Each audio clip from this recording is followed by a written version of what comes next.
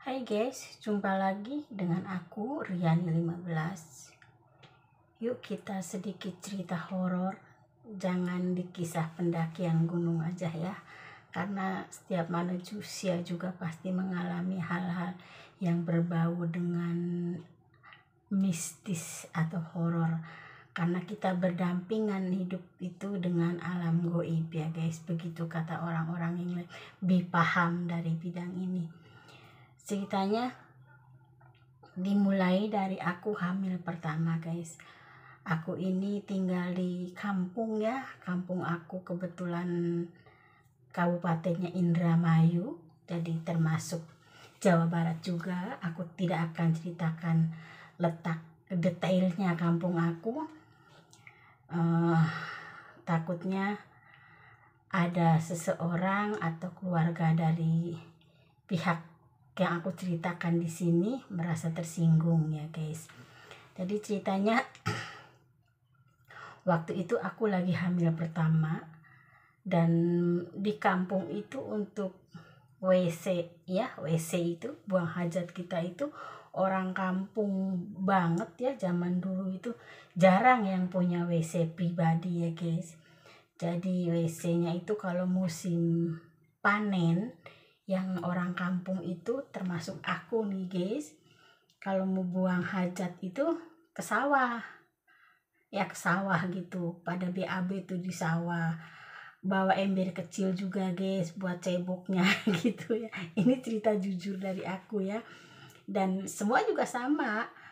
Mungkin orang-orang yang ekonomi menengah ke atas ya, yang punya WC itu bisa dihitung 1-2 rumah guys.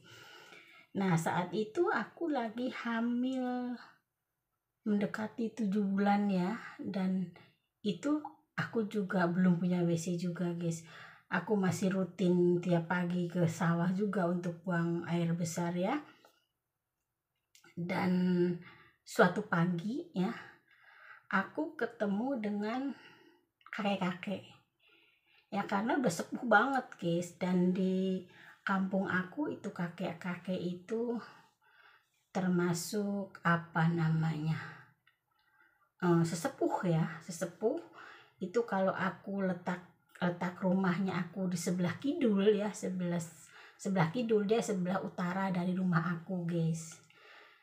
Dan itu si kakek itu terkenal dengan orang yang ekonomi mapan ya, tapi di bidang pertanian. Dan ada juga sesuatu yang agak aneh, karena setiap saat itu orang itu selalu ngebangun, dalam arti bikin rumah tapi terus menerus gitu guys.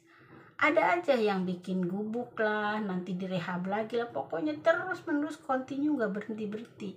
Dan ada satu kenyataan yang bikin apa, orang bilang tercengang ya, tapi ini nyata.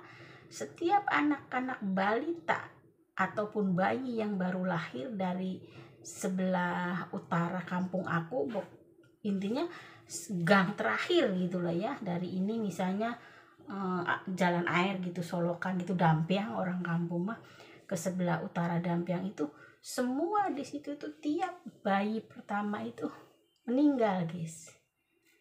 Ya emang sih ada yang dari anak cucunya si aki-aki itu, ada juga dari orang lain, tapi mesti bayi pertama yang diambil. Nah kita kembali lagi ke cerita. Saat aku bertemu dengan itu aki-aki ya, kakek-kakek, itu pandangannya itu ke aku tuh sampai nusuk guys, nusuk ke ulu hati aku, kayaknya sampai dek banget. Itu merindingnya sampai ke bujur-bujur, orang bilang mah guys, sampai ke ujung kaki. Aku itu pas sesudah BAB itu, kalau bisa lari cepet mah aku langsung terbirit-birit itu lari. Nyampe rumah aku langsung tutup pintu gitu. Tapi aku jendelanya kan gordeng ya, aku intip di gordeng.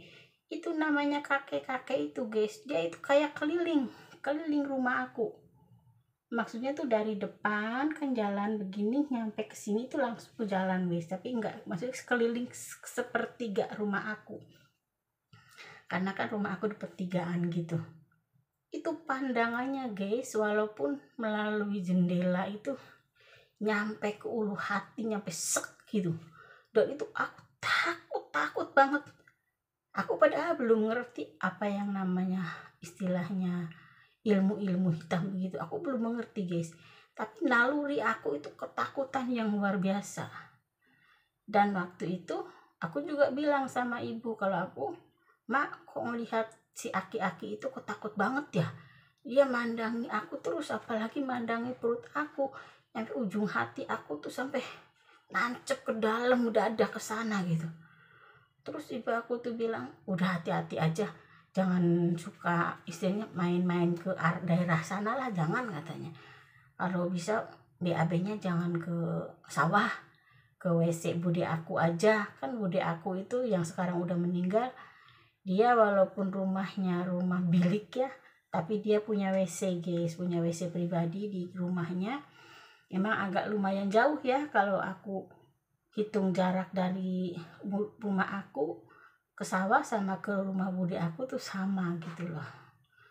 Nah dari setelah itu aku tidak pernah tuh BAB ke sawah lagi, dan aku selalu menghindari ketemu itu yang namanya aki-aki guys. Dan alhamdulillahnya itu pertemuan pertama yang nyampe ke jantung aku, itu nusuk ke dalam. Dan emang sering banget dia keliling gitu ya, entah si sengaja lewat atau sengaja pengen tahu aku. Dia kalau pas depan rumah aku tuh matanya sampai melihat rumah aku tuh kayak mau nelan guys. Untungnya aku selalu berada di dalam rumah saat dia orang gitu, saat aki-aki itu keliling rumah aku. Dan Masya Allah guys, itu juga keajaiban ya, pertolongan dari yang di atas. Dan menurut selentingan emang si aki-aki itu menganut kayak model pesugihan guys, pesugihan yang apa ya, kayak sekarang nih yang banyak di channel-channel YouTube itu kandang bubrah itu guys, model pesugihan begitu. Karena tiap tahun menerus itu tidak berhenti yang namanya membangun rumah, walaupun rumahnya sekedar rumah kayu gitu, entah bangunan baru, entah diburak, entah bikin lagi gitu. Dan itu udah jadi legenda, setiap anak kecil yang baru lahir itu, khususnya anak pertama di daerah situ, mesti nggak ada guys. Dan itu yang terjadi sama aku. Dan setelah ini juga ada ceritanya tentang apa, musibah-musibah yang kemungkinan terjadi pada keluarga aku, ada kaitannya dengan si aki-aki itu.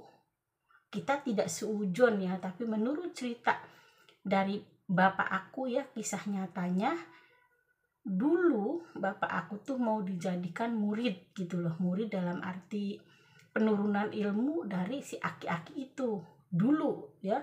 Dulu mungkin sebelum aku lahir ataupun sebelum aku dewasa, aku juga nggak paham.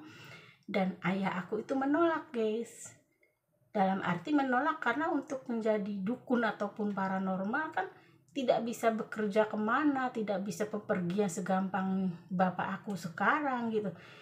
Jadi di rumah itu cuman ya bertani, stay di rumah, dengan pengalaman melihat si aki-aki itu kayak model bikin rumah dibongkar, bikin rumah dibongkar gitu guys. Dan ini cerita ini menyeramkan banget guys. Oke, segitu dulu cerita dari aku ya. Ceritanya berlanjut dengan cerita next. Sehat selalu untuk kalian. Terus dukung channel Riani 15, channel Lukito Yaman channel alias Sulastri yang baru ya guys. Karena di 5.000 subscriber akan ada giveaway jutaan rupiah untuk kalian.